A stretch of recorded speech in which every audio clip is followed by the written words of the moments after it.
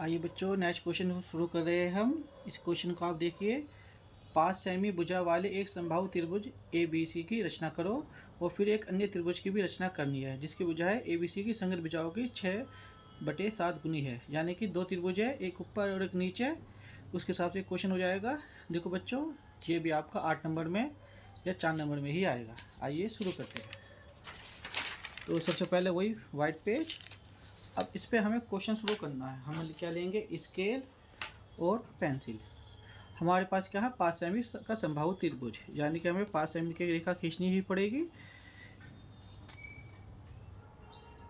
देखिए 1 2 3 4 5। तो हमने यहाँ से, चलो यहाँ से करते हैं, थोड़ा बीच में लेकर चलते हैं इस बार। 1 2 3 4 5।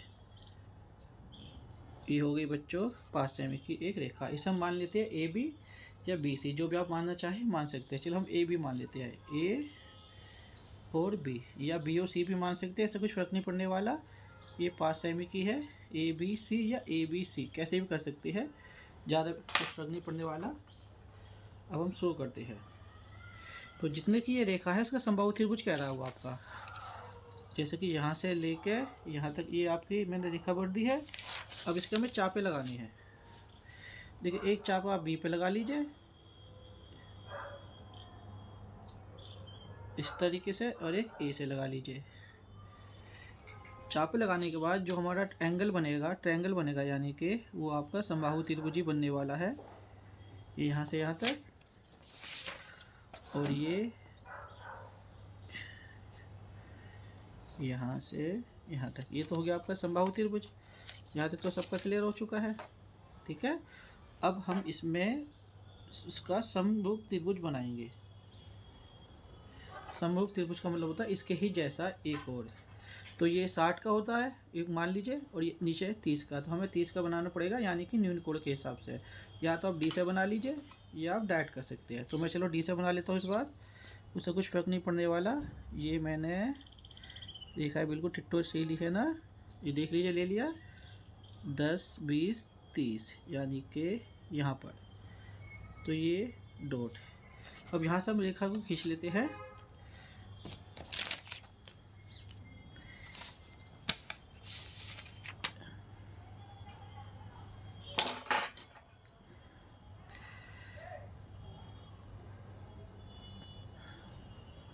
ठीक है बच्चों, ये खिंच गई आपकी समरूप त्रिभुज की रेखा।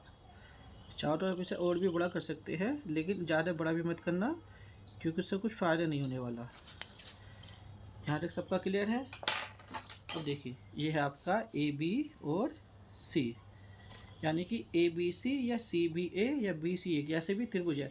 ये तो आपका हो गया 5 सेमी का समबाहु त्रिभुज। ये 5 और ये 5 सेमी का ही है। अब इसमें सवाल में कह रहा था कि 6/7, यानी अब इसमें हमें आगे क्वेश्चन में तैयारी करनी है हमें। तो हमें 6 के हिसाब से हमें क्वेश्चन बनाना है, ठीक है। तो हम इसे 7 भागों में बांट देंगे। जब 7 भागों में बांटेंगे तो हमारा त्रिभुज तैयार हो जाएगा। 7 भागों का मतलब होता है 7 भागों में। अब सबसे पहले हम इसके 7 भाग बना लेते हैं। एक इतने ही ले लेते हैं, एक सेमी के हिसाब से लेके चलते हैं। चलो ये रहा 1 2 3 4 5 6 और ये 7। बच्चों देखो यहाँ तक सबको समझ में आ गया होगा। अब हम स्केल से इसे हम लाइन को बड़ा करने वाले हैं, जिससे कि ये आपका क्वेश्चन तैयार हो जाए। यहाँ तक मैंने बड़ा कर दिया है, और इसे यहाँ से मिला दीजिए।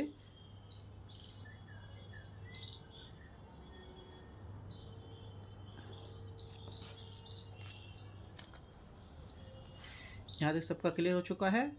अब ये जो पार्ट है, बस समझ लो यही आंसर आपका देखा जाए तो। बस इन्हें हमें मिलाना है, मिलाना पड़ेगा हमें इस लेवल से, क्योंकि इसमें कह रहा है कि इसका 6/7 संगत भुजा के हिसाब से है। तो एक त्रिभुज हम यहाँ से मिला लेते हैं। चलो इसका एक छोटा सा ले लेते हैं हिस्सा। जैसे कि यहाँ से हमने एक चाप लगा दिया,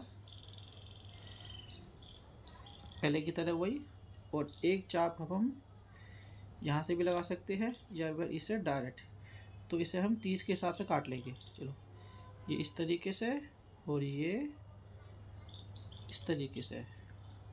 अगर हम ऐसे मिलाएंगे तो ये इसका आधा हो जाएगा 30 का, और हमें बनानी है संगत भुजा।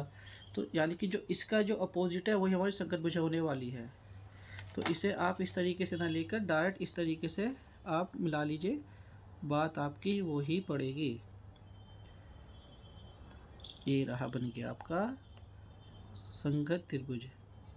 ये ठीक है बच्चों, तो ये आपका हो गया संगत त्रिभुज के हिसाब से। अब आप इसे कुछ नाम दे सकते हैं, इसे एक्स दे सकते हैं, ये ए बी सी आपका है, इन्हें आप लिख लीजिए B1 B2 B3 B4 B5 B6 B7। तो ये आपका क्वेश्चन तैयार हो गया। इस आप सबको याद है ना, ये इसी तरीके से लिखना है।